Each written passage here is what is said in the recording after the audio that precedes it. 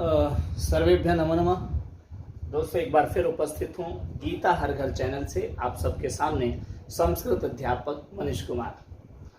दोस्तों जैसा कि आप सब जानते हैं श्रीमद् भगवद गीता का द्वितीय अध्याय चल रहा है और लगभग 25-26 के आसपास हमारी वीडियो हो चुकी हैं। इससे पहले भी हमने जो वीडियो बनाई वो सारी की सारी श्रीमद् भगवद गीता के प्रथम अध्याय और द्वितीय अध्याय का वर्णन करती हैं। तो उम्मीद है कि आप सब को ये चीज़ें पसंद आती होंगी और मैं बार बार एक चीज़ बोलता हूँ कि भाई जहाँ कहीं भी कोई त्रुटि हो जाए तो मुझे माफ़ कर देना, क्योंकि मैं कोई बहुत बड़ा साधु संत तपस्वी महात्मा ज्ञानी ध्यानी नहीं हूँ। मैं एक साधारण सा संस्कृत अध्यापक हूँ। तो भाई राइटिंग में लिखने में जरूर यहाँ पर आपको कुछ ना कुछ ऐसा लगता होगा कि जो मूल पुस्तक है गीता प्रेस है या जो भी कोई पुस्तक आप देखते हैं उसमें और यहाँ पर थोड़ा सा आपको भेद नजर आएगा, क्योंकि मैं कुछ शब्दों का संधि विच्छेद करके आपके सामने यहाँ बोर्ड पर रखता हूँ ताकि आपको पढ़ने में, आपको सुनने में, आपको समझने में आसानी हो उन शब्दों को। तो आइए आज आगे बढ़ते हैं। आज की वीडियो काफी महत्वपूर्ण है, क्योंकि देखिए हम सब जानते हैं कि वेदांत दर्शन जो कहता है कि हमारा जो शरीर है वो 5 तत्वों से मिलकर बना है, पृथ्वी जल तेज वायु आकाश, है ना। तो इन 5 तत्वों का क्या आत्मा के ऊपर कोई प्रभाव पड़ता है? क्या ये 5 तत्व मिलकर के आत्मा को प्रभावित कर सकते हैं?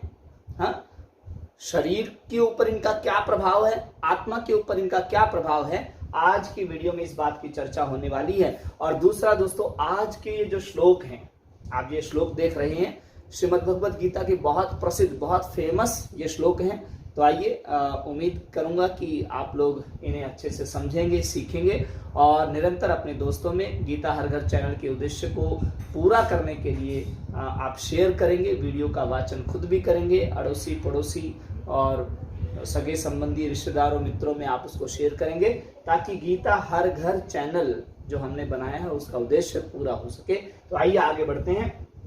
आज जो अध्ययन करने वाले हैं 22वें श्लोक का, 22 और 23। आज थोड़ा सा बोर्ड पर इतना स्पेस नहीं था, जगह नहीं थी, तो हमें लगा कि चलो 2 ही श्लोक, नहीं तो मैक्सिमम या मिनिमम कहें तो 3 श्लोक हम कम से कम रखते हैं। लेकिन आज थोड़ा सा ये श्लोक बड़ा था, इस वजह से हमने केवल 2 ही श्लोक यहाँ पर आज रखे हैं। तो आइए बिना विलंब किए चर्चा को आगे बढ़ाते हैं श्लोक नंबर 22 की ओर। मेरे साथ उच्चारण करेंगे। पहले मैं 22वां और 23वां दोनों श्लोकों का एक साथ उच्चारण करूंगा और उसके बाद जो है आप लोग इसका हिंदी अर्थ जान पाएंगे। तो आइए मेरे साथ मिलकर के बोलिए।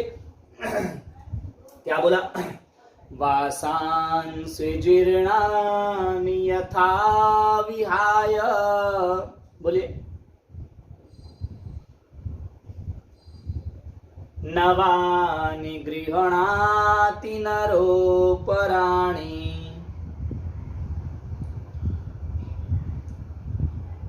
तथा शरीराणि विहाय जीर्णानि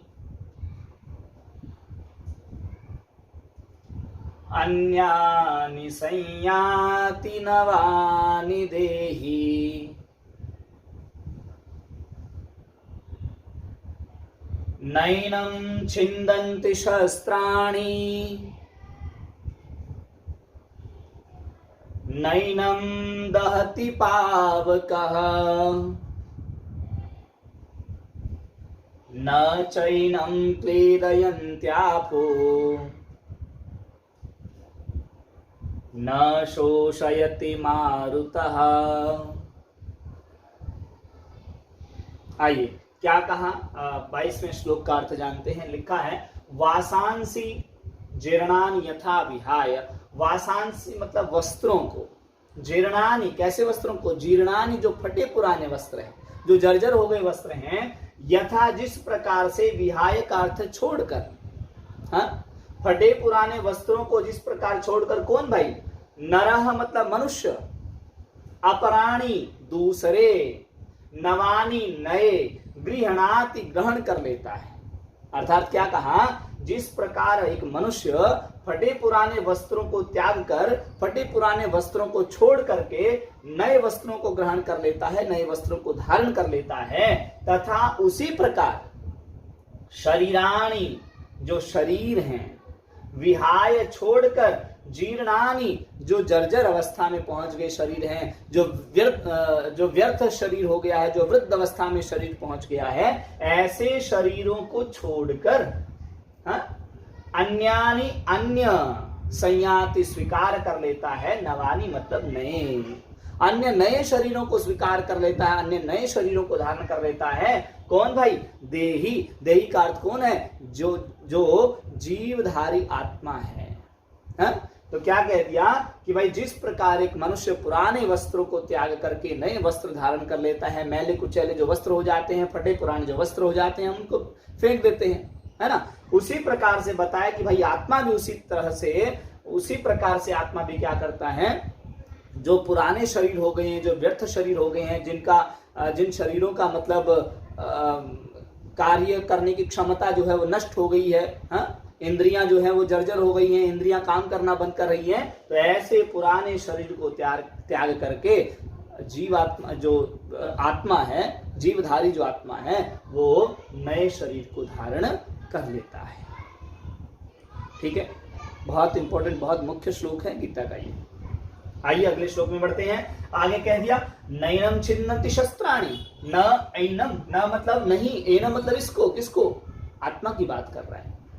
भगवान कृष्ण कह रहे हैं अर्जुन को कि अर्जुन तो इनको देख करके विचलित हो रहा है भाई, ये तो शरीर है और ये आत्मा तो एक शरीर से दूसरे शरीर में प्रवेश करती रहती है। अब क्या बताया सुनिए, आत्मा के बारे में ही कह रहे हैं। क्या बोला? न एनम छिन्दन्ति, न मतलब नहीं, एनम मतलब इसको, छिन्दन्ति छेद सकते हैं, काट सकते हैं, शस्त्राणि मतलब शस्त्र, शस्त्र जो है इस आत्मा को काट नहीं सकते, हथियार जो इस आत्मा को कोई क्षति नहीं पहुंचा सकते। मैंने कहा था पृथ्वी जल तेज वायु आकाश, ये पांचों मिल करके क्या कोई आत्मा को परेशान कर सकता है? क्या कोई आत्मा को प्रभावित कर सकता है? तो इस श्लोक में उसका अर्थ मिलने जा रहा है, उसका उत्तर मिलने जा रहा है, तो ध्यान से सुनिएगा। तो पहले में क्या कह दिया कि शस्त्र जो है इसका कुछ नहीं बिगाड़ सकते अर्जुन, कोई शस्त्र इसे नहीं काट सकता। फिर क्या लिख दिया? न एनम, न मतलब नहीं, एनम मतलब इसको, दहती मतलब जला सकता है, पावक का मतलब अग्नि, अग्नि इसे नहीं जला सकता है। किसकी बात कर रहे हैं? आत्मा की बात कर रहे हैं कि इस आत्मा को अग्नि नहीं जला सकती, अग्नि में इतना सामर्थ्य नहीं है कि इसे जला सके। फिर कहा न च, और नहीं, एनम मतलब इसको, क्लेदयन्त्य आपह, क्लेदयन्ति मतलब भिगो सकता है, गीला कर सकता है, आपह मतलब जल, और जल भाई, जल में इतना सामर्थ्य नहीं है कि इसे गीला कर सके। शरीर के ऊपर तो इन पांचों तत्वों का प्रभाव है। शरीर को शस्त्र काट भी सकता है, अग्नि शरीर को जला सकती है ना, और जल जो है वो शरीर को भिगो सकता है, गीला कर सकता है। ठीक है ना। न शोषयति मारुता, न मतलब नहीं, शोषयति मतलब सुखा सकता है, मारुता मतलब हवा, हवा में इतना सामर्थ्य नहीं है कि इसे सुखा सके। हवा में बहुत पावर है भाई। हवा देखिए, गीला कपड़ा टांग दीजिए घर के बाहर, हवा चलेगी तो बहुत जल्दी सूख जाएगा कपड़ा। ठीक है, लेकिन क्या कहा कि भाई जो आत्मा है इसके ऊपर किसी भी चीज का कोई प्रभाव नहीं होता अर्जुन।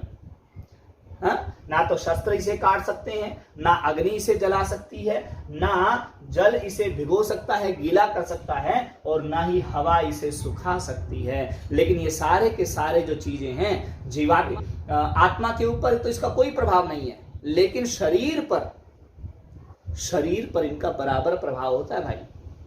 शस्त्र जो होता है शरीर को काट भी सकता है, अग्नि शरीर को जला भी सकती है, हवा जो है वो शरीर को सुखा भी सकती है, जल शरीर को गीला भी कर सकता है, भिगो भी सकता है, लेकिन आत्मा के ऊपर इनका कोई प्रभाव नहीं है। इसलिए हे अर्जुन, उठो, युद्ध करो। तो ये सारा संदेश जो है भगवान कृष्ण किसको सुना रहे हैं? ये उपदेश किसको दे रहे हैं? अर्जुन को दे रहे हैं। दूसरा अध्याय में बार बार कहता हूं, श्रीमद् भगवत गीता का दूसरा अध्याय मतलब समझ लो सार है गीता का। तो दोस्तों, इससे पहले वीडियो देखी हो ना देखी हो, इसके बाद में वीडियो देखे ना देखें, लेकिन द्वितीय अध्याय जब तक चल रहा है वो निरंतर हमारे साथ बने रहिए। लेकिन मैं तो ये कहता हूँ, एक सनातनी होने के नाते, एक हिंदू धर्म के नागरिक होने के नाते, एक भारत देश के नागरिक होने के नाते आप सबका ये दायित्व है कि आप गीता को हर घर तक पहुँचाएं। तो चलिए बस आज की वीडियो में इतना ही, 2 ही श्लोक थे। अगली वीडियो में अगले संडे एक बार फिर आपसे मुलाकात होगी। तब तक के लिए नमो नमः।